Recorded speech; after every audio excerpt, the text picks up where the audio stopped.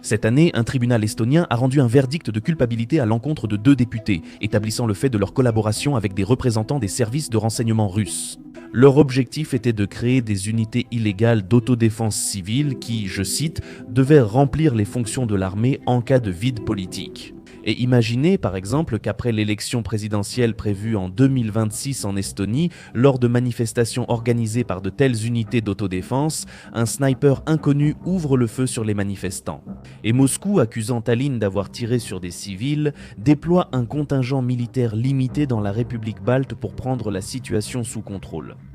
Scénario peu probable, mais nous analysons la réaction de l'OTAN-Europe à une nouvelle opération militaire spéciale de Vladimir Poutine, plutôt que le prétexte utilisé. Et donc supposons quand même que cela a commencé. Les pays européens déplacent leurs troupes et transfèrent des forces vers l'Est. Et là, le premier problème, ce ne sont pas les missiles de croisière Cache-Santin, ni les Iskander ou les Kinjal hypersoniques, mais la bureaucratie européenne. Pour qu'une colonne militaire traverse les frontières européennes, il faut non seulement l'accord des états-majors, mais aussi de nombreuses autorisations civiles, des régulateurs, douanes, administrations régionales et opérateurs d'infrastructures. C'est le sujet du rapport de l'Institut suédois de recherche sur la défense. Les experts soulignent les problèmes critiques de l'OTAN dans le domaine de la logistique et certains d'entre eux sont tout simplement dus à la paperasserie. En 2023, un convoi transportant des obusiers paladins pour l'exercice Cyberjunction a été retardé en Allemagne à cause de documents incomplets, sans autorisation de circuler sur l'autoroute. En journée. D'habitude, cela n'est autorisé que de 21h à 5h du matin afin de ne pas déranger les citoyens. Les obusiers sont arrivés avec plusieurs jours de retard car il a fallu refaire l'accord des documents. Lors d'exercices Cyberguard, un pays de l'OTAN a interdit le transport de chars par route, la chaussée n'étant pas adaptée aux charges lourdes. D'autres exercices de l'Alliance sont dû gérer l'implication de transporteurs privés et l'application de réglementations civiles aux livraisons militaires, ce qui retarde considérablement les délais de livraison des cargaisons. Et cela se produit en permanence. Ainsi, la Cour des comptes européenne, qui a mené un audit à la demande de l'Alliance de défense, a révélé qu'il faut aujourd'hui 45 jours rien que pour obtenir l'autorisation de traverser les frontières européennes pour les cargaisons militaires. Mais cela ne concerne pas les munitions, les explosifs et le carburant, pour lesquels il faut jusqu'à 80 jours pour obtenir l'accord de leur transfert. Lors des exercices, la France a cherché à transférer rapidement 2400 soldats et du matériel en Roumanie. La mission a rencontré obstacle après obstacle, contrôle douanier, règles nationales incompatibles, approbation lente du transit. Désormais, les officiers avertissent que le principal problème de l'Europe n'est pas les ressources humaines, mais la logistique. Oui, bien sûr, la bureaucratie n'est qu'une partie du problème, il y a autre chose aussi. Le commissaire européen au transport a averti que déplacer massivement des troupes de l'Europe de l'Ouest vers l'Est pourrait durer des semaines ou des mois. En raison de problèmes d'infrastructure, certaines routes, ponts et tunnels du vieux continent datent de l'époque victorienne. Ils ne sont tout simplement pas adaptés au transport de convois ultra lourds avec la technologie moderne. Le commissaire européen à la défense, qui a dirigé la commission chargée d'auditer les itinéraires logistiques pour le transport militaire, a confirmé devant ses collègues à tort que pour compenser les lacunes de la mobilité militaire européenne, il faudrait investir 70 milliards d'euros. C'est simplement pour moderniser à nouveau l'infrastructure de transport afin de relever les défis actuels. On pourrait croire que ces fonds ont été alloués tout de suite, mais ce n'est pas le cas. Ce n'est pas 70 ni des milliards, mais juste 1,7 milliard jusqu'en 2027. Et pourtant, la Commission a identifié au total 500 infrastructures nécessitant une reconstruction afin de permettre le transport sans entrave de matériel de l'Ouest vers le flanc Est de l'OTAN. Ce sont des ponts incapables de supporter de lourdes charges et des tunnels trop étroits pour les systèmes militaires modernes. Ce sont des routes conçues pour supporter un poids allant jusqu'à 40 tonnes alors que la plupart des chars modernes pèsent plus de 55 tonnes. Le corridor de Suwałki est le point le plus vulnérable en cas d'agression russe contre l'Europe, mais pas parce que l'armée russe pourrait le couper. En réalité, ce n'est pas simple car le corridor est protégé des deux côtés par une forêt dense. Ici, un autre problème, il n'existe pas vraiment de liaison ferroviaire entre la Pologne et les pays baltes. En Lituanie, la voie ferrée suit la norme soviétique, plus large que la norme pan-européenne. En conséquence, pour les trains venant de Pologne vers les pays baltes, il est nécessaire soit de transborder le matériel sur des wagons adaptés à cette norme de voie, soit de changer les bogies. Ce processus, comme vous pouvez l'imaginer, est assez intéressant et rapide. Et la capacité de la gare ferroviaire de Matskava, où a lieu le changement des trains, est extrêmement limitée.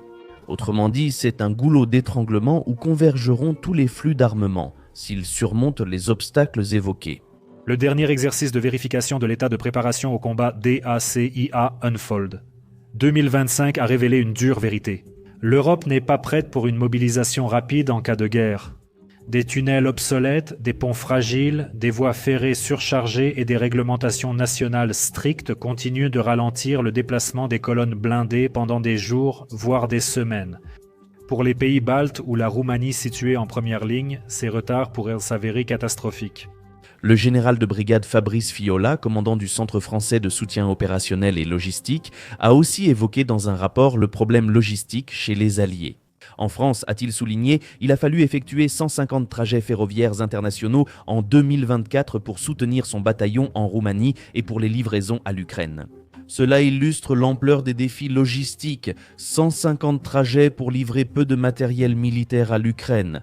La liste s'affiche à l'écran et pour un seul bataillon de 1000 hommes, cela fait 150 trajets en un an. Réfléchissez un instant, combien de trajets de ce genre faudrait-il effectuer pour soutenir une opération interarmes quelque part en Estonie ? Mais l'un de vous, mes amis, dira sûrement que nous parlons de l'OTAN dont la doctrine militaire repose surtout sur l'aviation, y compris dans le domaine de la logistique. Eh bien, c'est en quelque sorte une idée fausse. Dans l'espace post-soviétique et la zone européenne de l'OTAN, les chemins de fer sont la base de la logistique militaire.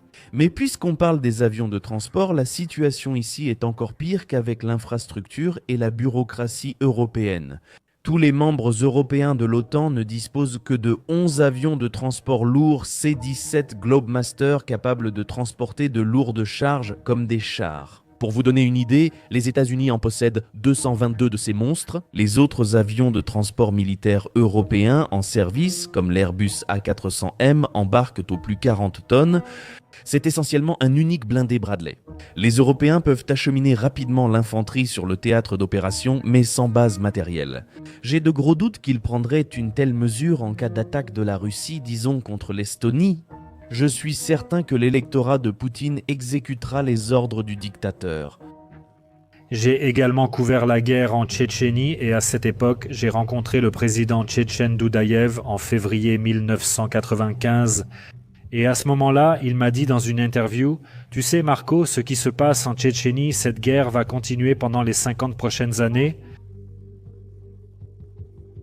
Si nous sommes brisés, alors ils iront en Géorgie, en Crimée, en Ukraine, peut-être en Pologne, dans les pays baltes, voire plus loin, en Europe. Je sais, en tant que général soviétique, à quel point cette maladie impérialiste est profonde. Et ici, une question logique se pose, pourquoi est-ce que j'examine les capacités logistiques des membres européens de l'OTAN séparément des États-Unis ? Je pense qu'aujourd'hui, cela ne demande pas de longues explications. Après avoir lu la nouvelle stratégie de sécurité nationale des États-Unis où l'Europe est accusée de prolonger la guerre en Ukraine, les principales capitales démocratiques devraient sérieusement douter que les États-Unis puissent être considérés comme un allié absolument fiable en cas d'invasion russe dans l'un des pays de l'Alliance Nord-Atlantique. Il reste impossible de prédire avec certitude la réaction de la Maison-Blanche en cas d'agression directe du Kremlin.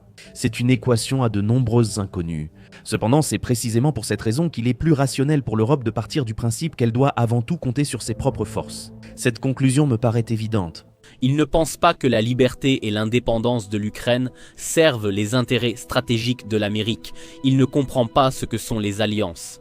Je crains toujours que son hostilité à l'aide de l'OTAN à l'Ukraine puisse pousser Trump à tenter de retirer les États-Unis de l'OTAN. Donc il y a énormément de choses en jeu. Il est certain que certains hommes politiques du vieux continent comprennent parfaitement les menaces qui pèsent sur leur pays.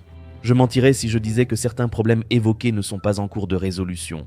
Il y a un an, soit la 3e année de la guerre en Ukraine, l'Allemagne, les Pays-Bas et la Pologne ont signé une déclaration pour créer un corridor réglant les problèmes d'infrastructure liés au transfert rapide de matériel militaire. C'est encore une déclaration d'intention, pas un document juridiquement contraignant. Autrement dit, les partis n'ont fait qu'exprimer leur volonté d'y revenir un jour, mais c'est déjà bien. En outre, Berlin a soudain constaté un manque criant de plateformes ferroviaires pour le transport de matériel. Il y en avait 1000 en 1990 contre seulement quelques centaines aujourd'hui. Cette année, il a prévu d'acheter les trains manquants. Et bien sûr, on entend des voix qui disent qu'il serait peut-être temps de numériser le processus d'obtention de différents types d'autorisations lors du passage de la frontière. Parce qu'en Ukraine, l'application DIIA fonctionne déjà depuis longtemps et remplit les fonctions de l'État sur le téléphone, alors qu'en Europe, on continue encore à déplacer des papiers d'un dossier à l'autre aux frontières. Mais si vous pensez que je fais de l'ironie pour me moquer des politiciens européens, vous vous trompez. En réalité, le problème ne vient pas d'eux. Le vrai problème, c'est l'électorat européen moderne qui s'est tellement habitué à une vie confortable qu'il refuse simplement de voir la menace qui plane. Et les dirigeants des États démocratiques doivent naviguer entre le désir des électeurs de vivre comme avant et la nécessité de se préparer à la guerre, et il vaudrait effectivement mieux être prêt à celle-ci.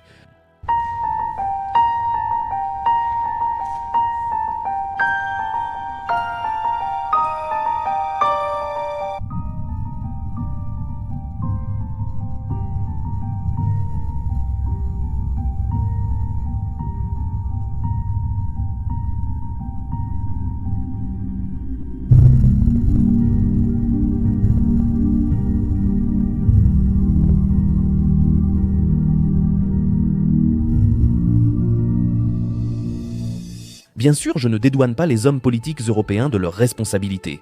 Cependant, en comprenant que dans des conditions de désinformation totale de la part de la Russie et sur fond d'arrivée au pouvoir de populistes déclarés aux États-Unis, il est extrêmement difficile de convaincre les citoyens européens qu'ils sont en fait déjà en état de guerre. En effet, Vladimir Poutine ne s'est pas contenté de s'attaquer au territoire de l'Ukraine, il vise à briser l'ordre mondial établi. Je comprends combien il est difficile de transmettre ce message dans une société où l'individualisme et la conviction que la vie humaine est la valeur suprême se sont ancrés depuis longtemps. Expliquer qu'à un moment, elle doit accepter de céder certains avantages sociaux car les impôts vont au complexe militaro-industriel et aussi être prête à prendre les armes pour défendre l'Europe. Mais, bien sûr, le problème clé est qu'aujourd'hui, il n'y a pas en Europe de leader d'une telle envergure qui puisse expliquer aux citoyens du vieux continent pourquoi le refus de se battre pour la liberté conduit toujours à des sacrifices bien plus importants. Oui, Churchill n'est jamais revenu une seconde fois. Un leader capable de rappeler aux Européens que leur liberté, telle qu'ils la connaissent, a été obtenue par une lutte difficile et sanglante. Et que sa préservation aujourd'hui est assurée par le fait que les héros ukrainiens encaissent en ce moment même le coup principal et qu'ils n'ont pas d'autre choix que de se tenir aux côtés de l'Ukraine côte à côte, car sinon tout finira mal.